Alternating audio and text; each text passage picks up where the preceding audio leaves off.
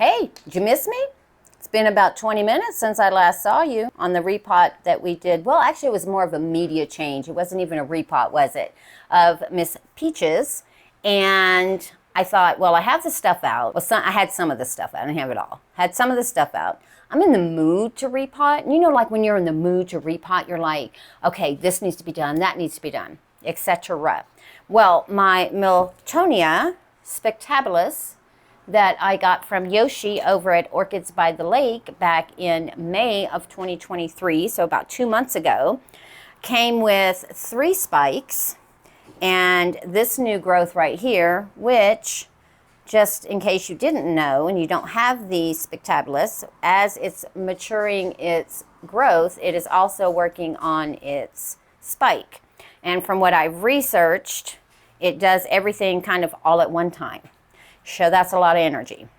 And I have been, once I saw roots coming off of the new growth, I've been putting media, because this was kind of out of the media, so I've been shoving media in there. And as you can look at this pot, I don't know if you can tell, but it's like, it's no longer a square pot. It's more of an angular pot. So I thought now is as good a time as any.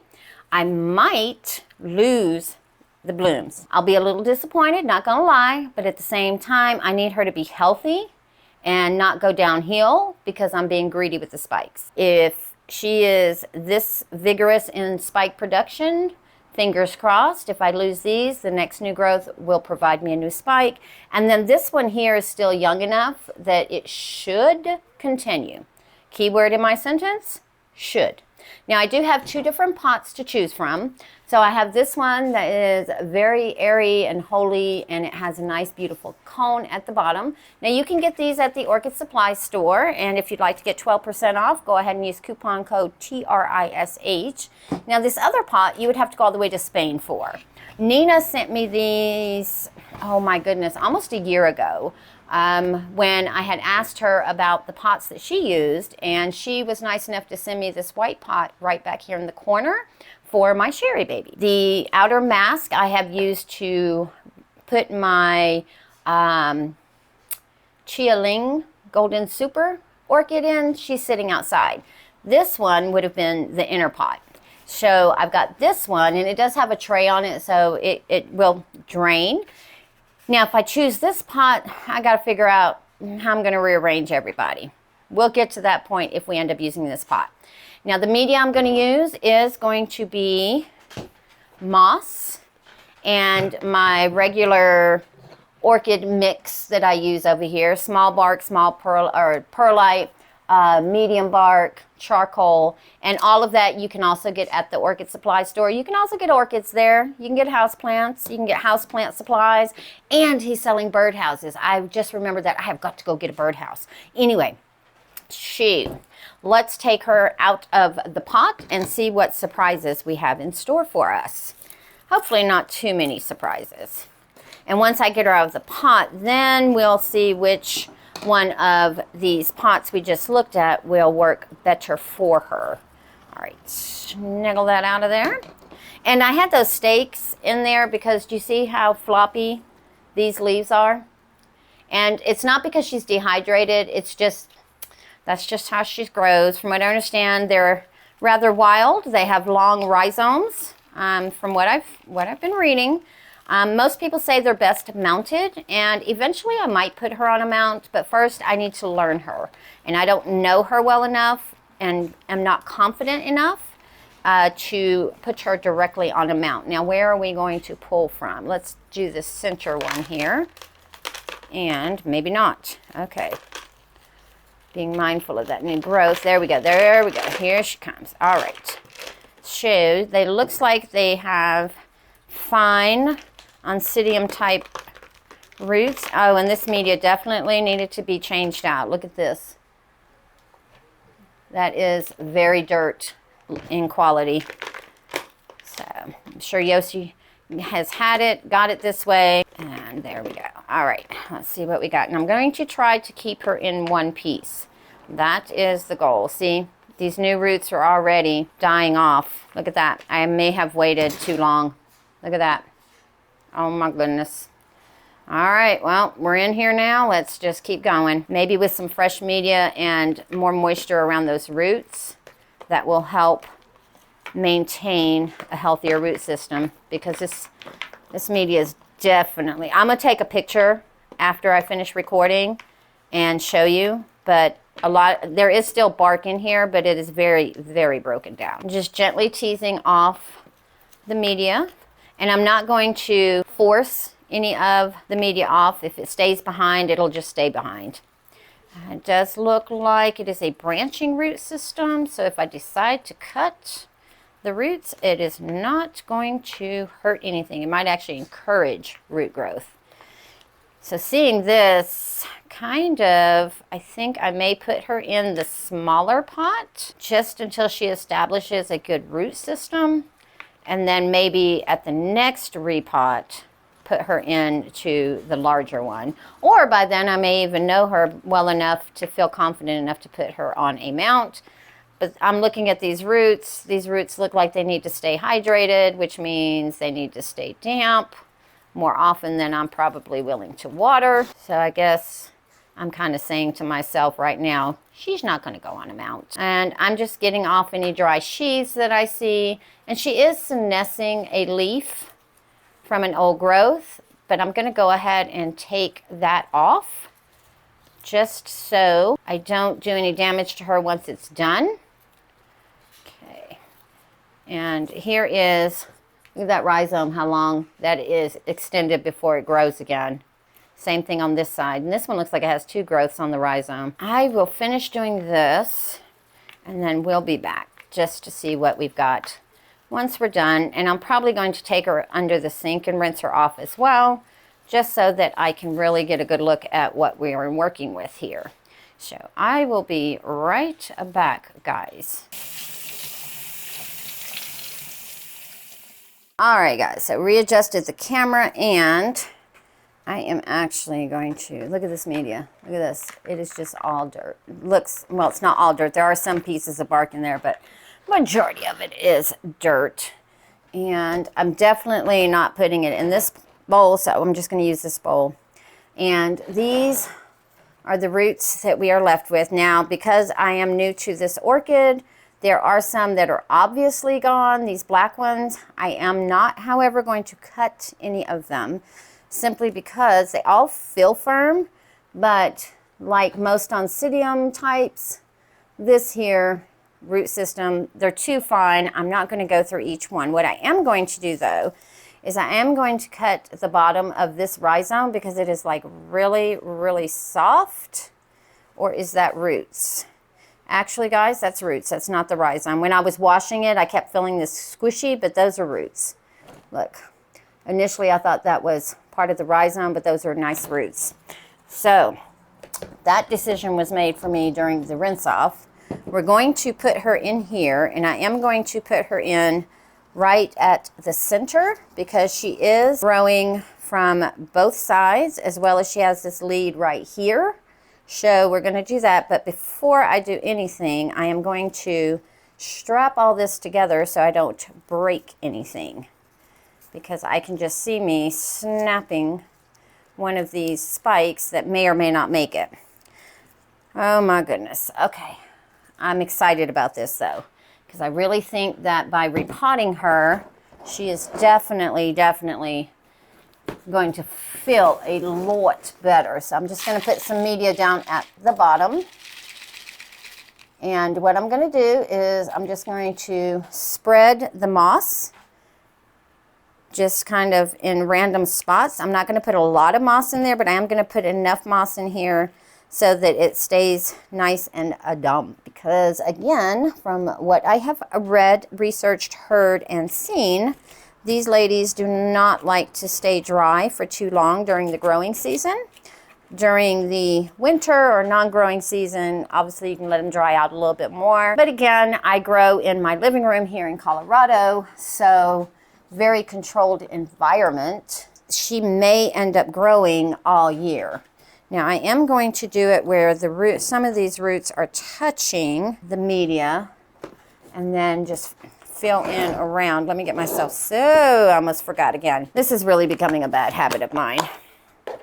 Luckily though, I caught it before we got to the top of the orchid. So definitely going to put some mycorrhizal fungi in here. Didn't get a full scoop that time. Mycorrhizal fungi in here to help with root growth. Matter of fact, let me put a dash of extra in there just to make sure that what she has, she keeps on. And then I will, you know what, since I'm going to use less moss and more bark, let me put these where I can see them. That might make more sense, huh? All right, put that there. All right, grab our little orchid again. Careful, new growths. All right, so I am going to do where these touch the moss so that they're already in some moisture. And then we're just going to feel around as we go. And of course, with it being a non-cidium, we do not want a lot of air pockets. So that is where the challenge is on this lady. Plus, to make sure that all of the growths get in to the media, so as their roots grow, their roots have something to go into. And then the growth that is back here, this one here, I am going to make sure I put more bark in that area and less moss because I don't want that bulb to rot, but it was down in the media. So I'm going to respect that and do the same thing. Let's go on this side here. It does look like a lot, but it is airy, so it's not as much as you would think. And I'm going to try to keep the moss on the inside so that it doesn't get yucky because I don't have a decorative pot for this one yet. I need to go to IKEA and go pot shopping for outer pots because I have run out of certain sizes. And I usually get them from the orchids I buy at like Lowe's, Home Depot, grocery store, that kind of thing. However, I have not bought any that had the nice bigger pots with them. So may have to make a trip to IKEA and go pot shopping. I am fortunate that we do have an IKEA here in Denver. It's one of, I think there's only like 6 or 10. There aren't that many IKEAs in the United States. And they are spread out throughout the country. So I am fortunate that one of them is here in Denver. So I can readily assess it because when I was in Germany, oh my goodness, I used to go to IKEA all the time. I loved IKEA. I still love IKEA. What do you mean loved IKEA? I still love IKEA. They have some of the best stuff. And I know there's like secret ways you can bypass the entire store, but I love starting at the beginning and working my way to the bottom where the plant stuff is. I just love seeing everything that they have. And of course, I always stop by that IKEA, everyone calls the plant shelf now. That's not really a plant shelf, but because so many have been using it for that, that's kind of what we see it as when we do see it in the store. It is on the bucket list. It's not something that I can afford right now. It's a want, not a need. My shelves that I get from the local hardware store are working just fine for me right now. But I think eventually, though, I do want to put all of my polychilus and summer blooming phals into those cabinets. I just think they would be so pretty in there. Just haven't quite made up my mind if I'm willing to do that. And then I got to figure out where in my house I'm going to put it. So, because like I told you guys before, our house was built in 49, so it's not like it's one of those big open floor plan type places. Again, I'm trying to make sure that there is moss by all of these new growths so that those roots can sense the humidity underneath them and possibly get something going, because all of the new growths had roots, but most of the roots failed because they didn't go down into the media, or the ones that did go down into the media, well, that media, I wouldn't want to be in that media if I were an orchid. I wouldn't want to be in that media if I were a regular houseplant, because, and even though it's dirt, but it's very broken down. Very, very broken down. Let me move that moss away from that one, but put it where that new growth is. And for those of you who do have access to an IKEA, what is your favorite thing there? Like, what do you love to do? Every time you go, what do you do? Honestly, I go from top to bottom. I love going through the whole thing. And there are people who won't go with me because they want to go get what they want and come right back out. So 90% of the time, I'll go by myself. I am so okay with that. because this way, one, I can just take my time and peruse any and everything I want. I could literally spend from open to close there. Matter of fact, I've done it and didn't buy anything. Just spent the day at IKEA. Not necessarily buying anything, just perusing everything. And oh, this would look good here. Oh man, that would be pretty. Oh, I need this random kitchen utensil that I have no idea what it's for in my house. All right, now I'll top everything off. So what I did here is I made sure that all of the new growths have moss right by them. And then what I'm going to do now is I'm going to unstrap real quick before I brace anything. Let's see, how wobbly is she? You know what? I will stake her right here. I guess if I put the pointy end down, it'll be better. So I am going to stake her here on this side, and then I'm going to stake her on this side with this one so I can control these strappy leaves here. All right, and then I will just, again, collect the leaves here so that, and I'm not making it uber tight because I'm just staking those two bulbs just until it reestablishes itself into the media.